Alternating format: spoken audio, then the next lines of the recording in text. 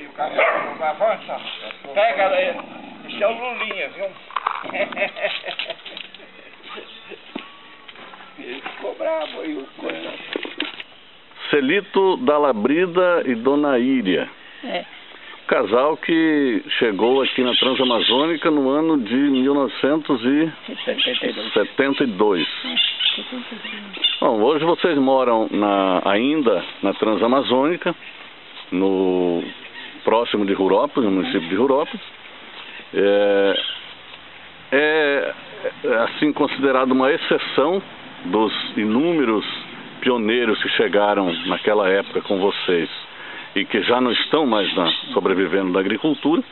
Vocês ainda estão. E eu queria começar perguntando para vocês a história da família de vocês do Rio Grande do Sul, lá do interior do estado de Tenente Portela, para chegar aqui na Transamazônica. Como foi essa epopeia de vocês, Celito? Olha, porque isso aí, se a gente for detalhar, é muito interessante, até porque nós tivemos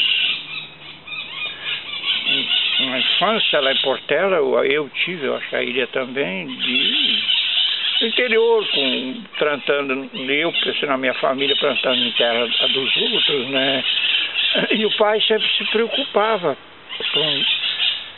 No começo não se preocupou, mas depois ele pensava, poxa, onde é que eu vou arrumar um pedaço de terra para vocês, né? Aí foi a hora que surgiu um movimento lá no município que se chamou-se um movimento que era de colonização, né? E esse movimento, ele começou a ter fôlego, assim, ter bastante pessoas se interessando, né? E nós conseguimos, meu pai, eu muito pouco, né? Que era muito jovem naquela época, conseguimos ingressar nessa cooperativa, até deram o nome da cooperativa, Cooperativa de Colonização 31 de Março. Acho que foi criado no dia 31 de março, coisa parecida. Né? Era o dia do golpe militar, em homenagem ao governo militar. Eu não sei até porque a cooperativa, eu diria o seguinte, em si, a cooperativa, ela tinha boa vontade, eu acho que era assim, em tentar trazer aquelas famílias para cá, e como veio para o Mato Grosso também, várias foram para o Mato Grosso, né? Para ter terra. Eu acho que a enganação veio depois, porque eu acho que até a cooperativa foi enrolada pelo governo naquela época. Porque nós tínhamos um cidadão que foi o líder desse grupo, que se chamava Norberto Schwantz, que era um pastor da igreja luterana. Eu nunca fui da igreja luterana. Morava lá, ele que começou esse movimento, que ajudou, que veio a Brasília, que foi em vários lugares, e que deu aonde deu. Bom, Celito, resumindo então, na época, lá em Tenente Portela, a tua família, do teu pai, os teus irmãos não tinham terra. Não tinha terra própria. Nós tínhamos um pedacinho de terra lá. Não é que nós era sem terra. Eu acho que naquela época, que foi a época que no Rio Grande do Sul começou a surgir os primeiros movimentos dos sem terra, né? Certo. Eu acho que sim. Não posso afirmar porque eu era novo naquela época. E foi a época que começou no Rio Grande do Sul, lá na região normal, no Rio Grande do Sul, os latifúndios, a concentração da terra devido à tecnologia, a mecanização começou a entrar, né? Então aqueles que tinham mais recursos, eles começaram a adquirir as pequenas propriedades. Nós tínhamos uma pequena propriedade lá de 10, 12 hectares de terra, e quando meu pai se percebeu disso, já era tarde para, digamos assim, conseguir mais terra, né? Certo. Porque as terras já estavam sendo acumuladas num monte de pouco. Vocês eram quantos irmãos? Eu sou só um irmão, eu só tenho um irmão e uma irmã. Nós somos um casal de irmãos. Um casal de irmãos. E quem veio para cá? Veio só você? Não, nós veio todo mundo. Veio pai, mãe, irmão e eu, todo mundo. Então vocês chegaram tudo junto? Sim, nós viemos tudo junto. Porque eu, na verdade, eu posso afirmar assim, eu só tenho uma irmã, eu tenho um irmão, uma irmã legítima e tenho dois irmãos, mas eu dou uma irmã e um irmão, né? Que são criados, né? Mas que nós se considera, né? Adotar, que o pai adotou. Mas legítimo é só eu e uma irmã, né? Tá, e então vocês vieram todos para cá, o seu pai, sua mãe e os 4 filhos? Todo mundo veio para cá. Certo. E chegando então, vocês vieram trazidos pelo INCRA? Exatamente, porque essa cooperativa, ela foi procurar local, porque a intenção era ir para o Mato Grosso. Quando ela foi para o Mato Grosso, essa direção dessa cooperativa, ela encontrou algumas áreas de terra no Mato Grosso, mas eles quiseram saber da legalidade dessas terras. Eles foram a Brasília. E nessa ida a Brasília para saber da legalidade das terras do Mato Grosso, foi que o INCRA fez a oferta para eles. Olha, se vocês não quiserem ir para o Mato Grosso, nós temos uma oferta lá na Amazônia. No Pará. No Pará, que lá nós estamos abrindo a Transamazônica, que lá tem terra para... E lá a terra vai ser doada, e lá vocês vão ter isso e aquilo, como foi a promessa que fizeram, que nós ia ter uma casa, chegar aqui e receber uma casa, que nós ia receber aqui algumas coisas para começar, por exemplo, uma vaca leiteira, um pouco de galinha, um pouco de porco, para nós começar a vida aqui. E isso não aconteceu. O que não aconteceu foi isso, na época que nós praticamente passamos, dá para se dizer, não abandonados, porque um mínimo de assistência eu acho que o governo deu naquela época, um mínimo, né? E que foi... Mas a casa, essas coisas, foi acontecer 3, 4 anos depois, né? A saída de lá, Celito, você tem lembrança, assim, de como foi para a família deixar o local onde tinha nascido, constituído a família, né? Abandonar, vender, sair, deixar tudo para trás e enfrentar uma nova vida, uma realidade totalmente desconhecida para vocês. Como foi isso na cabeça? Foi um impacto, dá para se dizer assim, na minha vida. Eu acho que eu pensei na vida da minha mãe, da Ilha, minha esposa, eu vejo que foi uma coisa assim, eu acho que nunca mais na nossa vida vai ser esquecido. Certo. Uma é a coisa de deixar aqueles costumes que a gente tinha lá, da comunidade e de cultivo de lavoura e de uma série de coisas, e chegar aqui e entrar numa mata virgem para pegar uma região onde é produtivo, não podemos dizer que não é boa, mas que nós não conhecíamos a realidade aqui, né?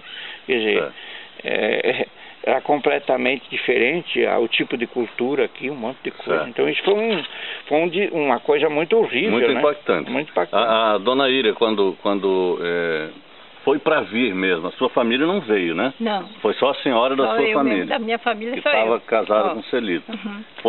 Foi pior ainda, né? Foi pior ainda, claro.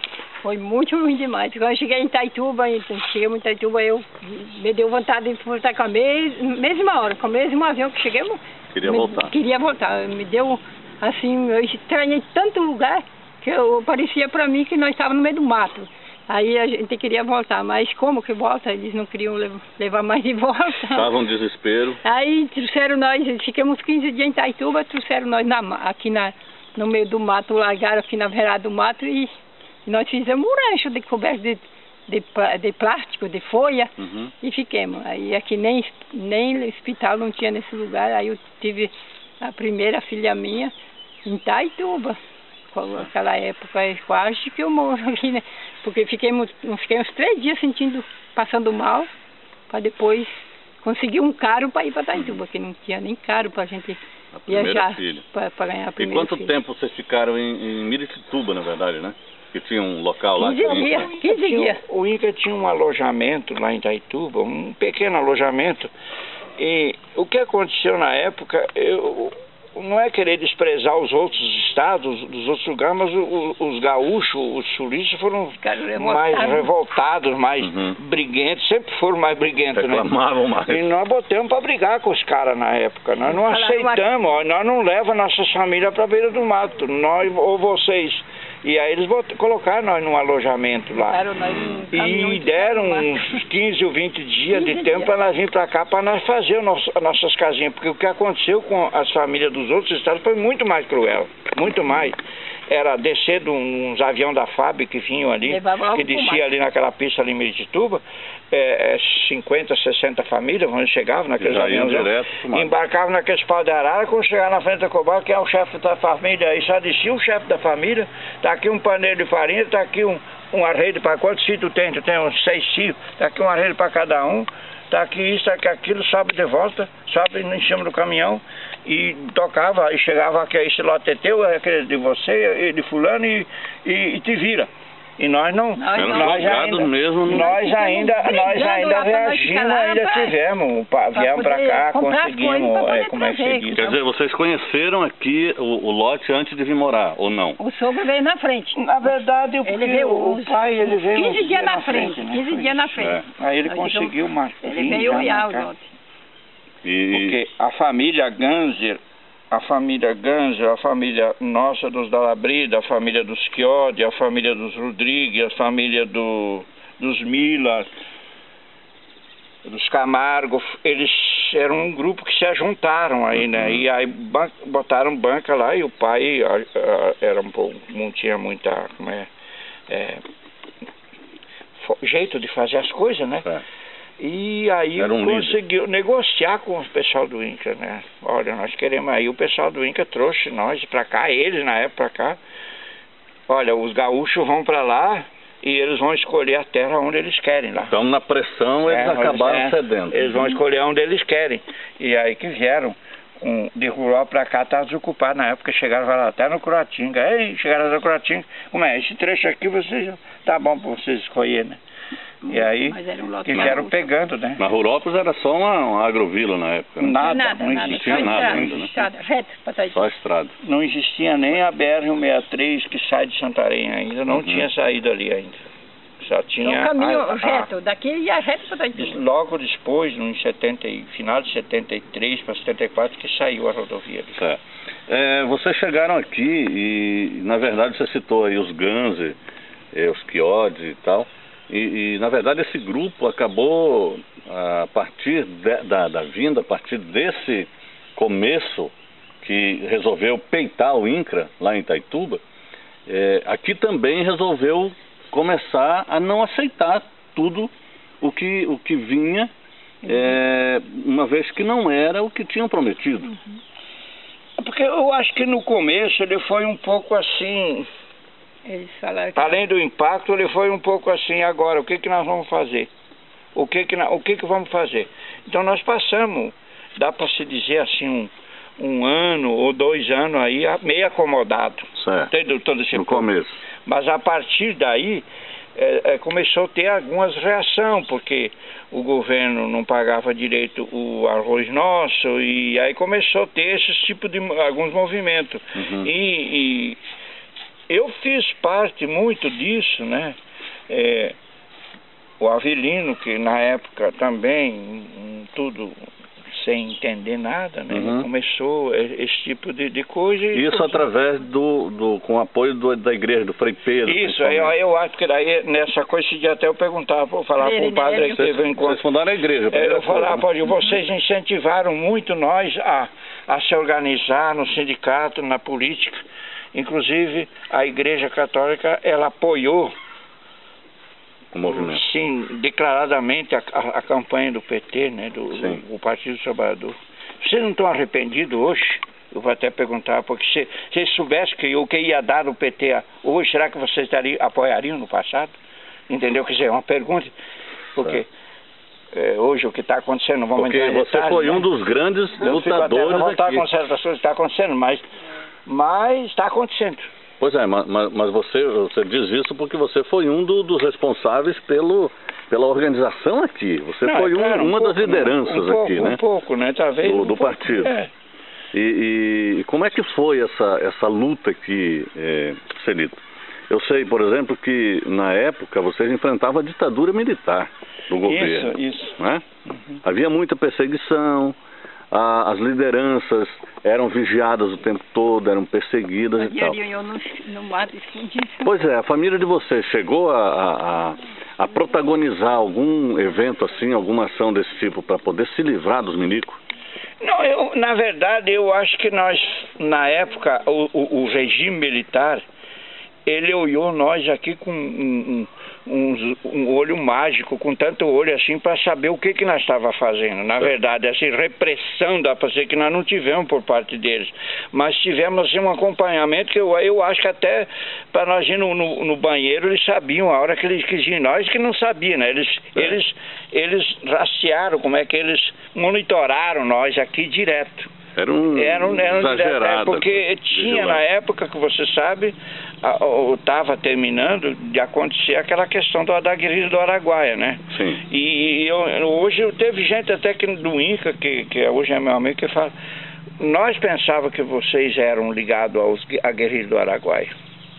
Quando eles viram que não era, que o nosso movimento era um movimento puramente e reivindicativo de como é que é, de melhores condições, por melhor condição de vida, por saúde, por educação, por estrada, por distribuição de terra, por aquela coisa toda. Quando eles viram que a nossa luta não era uma luta, digamos, armada, uma luta revolucionária como eles pensavam que nós subversivos. Mas muitas vezes eu fui assim abordado, dá para se dizer, por o exército. Uma vez eu vinha de Santarém com um punhado de jornal de Lamparina, né? Aquele jornalzinho, e quando eu cheguei na rodoviária, estava o exército na rodoviária, e aí o pacotão de jornal lá, eles rasgaram o jornal na ponta da baioneta lá, para rasgar o pacote de jornal, né? Para tirar o jornal, para ver o que tinha no jornal, e os curiosos que eram contra nós, agora o que vai acontecer com eles, né? Mas, na verdade, quando eles viam que não era nada, eles devolviam tudo para nós levar embora, não. Porque não tinha nada, na verdade, no jornal que fosse, digamos, comprometer o regime, ou colocar em risco, ou então, não, era um movimento em que nós defendia a terra, que nós defendia a questão do preço do produto, nós defendia um monte de coisa, né, que não tinha nada a ver com revolução. Sim. Celito, vamos retomar essa ideia que na época você chegou a participar. Como você disse, as autoridades pensavam que havia um núcleo da guerrilha do Araguaia aqui, em Rurópolis, né? Teve algum outro episódio assim que você chegou, além dessa da apreensão do Lamparina em Rurópolis, que você protagonizou? Não, eu acho que porque, se for olhar, vários momentos que teve, por exemplo, essa questão da repressão, ou não é nem repressão, da perseguição que o governo teve com nós. Nós tivemos, por exemplo, não me lembro que ano foi, se foi em 75, por aí, 76, que nós fizemos um movimento em Rurópolis, que nós fizemos um movimento de protesto contra o governo, contra o INCA. Foi o primeiro movimento, isso foi no Forte Militar, né? E que nós trouxemos para cá, para Rurópolis, o Adão Preto, que naquela época era um dos primeiros deputados do PT do Rio Grande do Sul. Lá no Rio Grande. Depois que ele o Ademir Andrade veio aqui naquela época, não sei o que o Ademir Andrade era na época aí, né? E várias pessoas lá de São Bernardo que vieram nos apoiar aqui nesse protesto. Foi na fundação do partido aqui então, do PT? Não chegou a ser naquela época. Eu acho que não existia PT ainda, não. O PT ainda não existia, era mais um movimento sindical.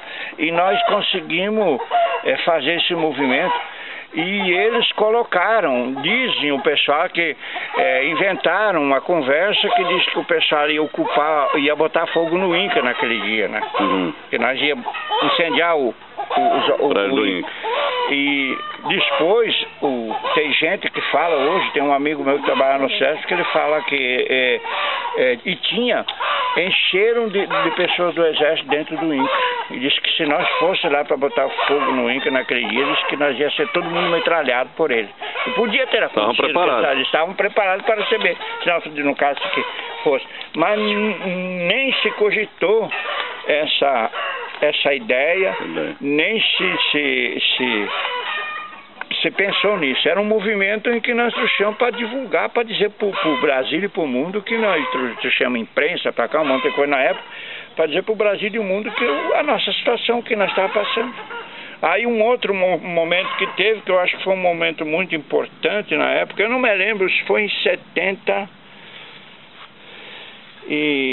78, 79, 80, por eu não me lembro, eu não sei dizer a idade, porque nós fizemos um movimento muito grande aí que nós ocupamos o INCRA. Esse nós ocupamos, nós ficamos quase um mês acampados dentro do INCRA, e nessa época várias lideranças nos apoiaram, a região toda, e nós só saímos de lá o dia que o INCRA, que o governo colocou as máquinas aqui para fazer a estrada vicinal. Nunca nas vicinatas teve tanta máquina para fazer estrada como naquela época. Pois é, foi aí que surgiu então o movimento pela sobrevivência da Transamazônica, não foi? Não, acho que ainda não. O movimento pela sobrevivência transamazônica, ele aconteceu muito mais depois. Eu acho já que no início de 90 e pouco, final de 80 e pouco, 90, já que já foi uma... Porque nós não tinha ligação nenhuma com Altamira, com o movimento, digamos, que hoje tem do Xingu, da região ali. Nós tinha ligação, nossa ligação era com Santarém, com o Sindicato Santarém. Tanto que vocês participaram. Santarém era a corrente sindical, depois tomamos o sindicato, era tudo Santarém. E a ligação para fora era São Paulo, com São Bernardo do Campo lá, que eu acho que o Lula teve aí naquela época, eu me lembro. Não aqui na Rurópolis, mas em Santarém. Na Santarém, né? Mas o movimento sindical, ele começou daqui para lá, para vocês conseguirem a direção do Sindicato de Santarém, não foi? Vocês já foram organizados daqui? Não dá para ser começou daqui para lá ou de lá para cá, porque eu acho que começou junto, Santarém começou aqui, Geraldo passando em Ranulfo e um grupo em Santarém, e começou porque aqui... Mas havia um movimento aqui já de organização, o Sindicato Pelego de Santarém, que era o Pelego do sistema, ele tinha criou uma delegacia regional na Transamazônica, que um tal de Rude, o João, teu irmão conhece muito melhor esse Rude, criou essa delegacia sindical. Aí o sindicato, quando começou a luta em Santarém para a tomada do sindicato, ele se interessou, pois nós temos que articular na Transamazônica também alguém, porque aquela delegacia vai ter que ser ocupada do sindicato. Foi na época, eu acho que o Avelino entrou nesse trabalho, e eu entrei, dá para se dizer assim, um ano, 2 depois disso, né, que eu fui entender isso, né. Pois é, vocês tinham muita ligação então com o Ranulfo, o Geraldo. O Zé Geraldo, o Ranulfo era o Antônio Vieira. Que era um dos dos assessores daquele ligado à fase, né. A Ludinha e Não, a Ludinha era da catequese. Aí tinha o outro, esqueço agora, o Paulo, que era da fase, um cara muito... O Paulo da fase. Era o que patrocinava e financiava o movimento. O movimento nosso na época foi eles, né? Jandira, como é que era? Não, a Jandira era da catequese. Mas havia sempre uma participação, né, Celito? Nunca era assim desligado o movimento dos trabalhadores, essa organização sindical da Igreja Católica. A Igreja Católica teve muita influência nisso aqui na região. Por isso que eu digo, Freire Nério. A Igreja, ela foi uma das grandes incentivadoras para a organização sindical, além da comunidade, mas como também foi uma grande incentivadora para a criação do partido, né? O Partido dos Trabalhadores. Ela foi uma das que nos incentivou. O carro do padre estava lá com a plaquinha do PT, viajando no tempo em 88, que eu fui candidato a prefeito do PT aqui, né? A igreja dava o carro para nós ir para a campanha, porque nós não tínhamos, era a pé, então a igreja que tinha um burguesinho aí, uma Toyotinha, que de vez em quando ajudava nós, né? Então, a igreja, ela foi uma das muito incentivadora da questão do movimento político, social, sindical e também partidário, né? Agora, Celito, com relação a essa sua luta toda aqui na Transamazônica, então, resumindo aqui, desde quando você chegou, você trabalha nessa organização, nesse trabalho de liderança, de conscientização do trabalhador e tal. Olhando da época que vocês chegaram para agora, houve então conquistas, hoje você se sente, digamos assim, realizado pelo trabalho que você fez, em prol da região, com as ações que foram feitas aqui, ou a Transamazônica ainda te assusta? Não, eu acho que isso é interessante, uma pergunta muito interessante, porque veja bem, se eu disser realizado, eu acho que não. Mas se eu disser que não valeu a pena, também não. Eu acho que valeu a pena algumas coisas. Valeu a pena a se organizar, valeu a pena nós ir à luta desde o início, depois os movimentos pela sobrevivência e tudo, a organização sindical, a organização política partidária, valeu a pena. Mas teve muita coisa negativa. Quer dizer, hoje eu pensaria, né? Então, eu estava falando por uma coisa, eu não gostaria até que fosse assim divulgado, mas eu acho que eu vivi um momento interessante na minha vida. Um primeiro momento que a gente tinha medo de dizer que era do sindicato do PT, porque era perseguido, né? Pelos caras da baioneta, né? Certo. E teve um momento que eu vivi também, que eu briguei pelo partido, briguei pelo sindicato, eu era capaz até de ir para bala, se fosse preciso, por essas coisas, porque eu achava que... Por acreditar, por um ideal. E tem hoje um momento que eu estou vivendo que eu fico parece que é um momento que eu estou pensando, poxa, é um momento, fico pensando, poxa, parece que eu fico até com vergonha de dizer que sou do PT com tudo que está acontecendo, sabe, dizer assim, porque... com tanta roubalheira que está tendo aí e coisa, e eu sei que tem gente boa aí dentro, mas tem uma coisa que pode mostrar que valeu a pena. Mas, por um outro lado, se nós for ver hoje as políticas sociais que estão acontecendo no nosso país e que aconteceram na nossa região, como Luz para Todos, como um pouco de melhor na rodovia, agora que está um pouco ruim, né? A chegada do asfalto, chegada da energia, um monte de coisa, a educação, que eu acho que melhorou bastante, ainda tem muito a melhorar. Então, eu acho que isso valeu, porque o lugar, hoje participou. Nós podemos dizer que hoje dá para viver e vale a pena viver aqui nessa região. Agora, se tu tivesse a oportunidade, vocês dois, se vocês tivessem a oportunidade de começar de novo, de voltar ao Rio Grande, né? Vir pra cá? E vir para a Transamazônica. Saber o que sabemos hoje. Vocês fariam isso de novo? Nunca faria. Não vinha. Nunca vim. Não. Isso eu digo contigo. Se eu voltasse o tempo atrás, eu soubesse o que era aqui, eu nunca vinha para cá. Eu não tinha vindo. Talvez, porque nós perdemos oportunidades também lá, né? Quer dizer, talvez, eu digo isso, eu pessoalmente, e vejo que eu não vinha para cá se eu soubesse o que ia acontecer.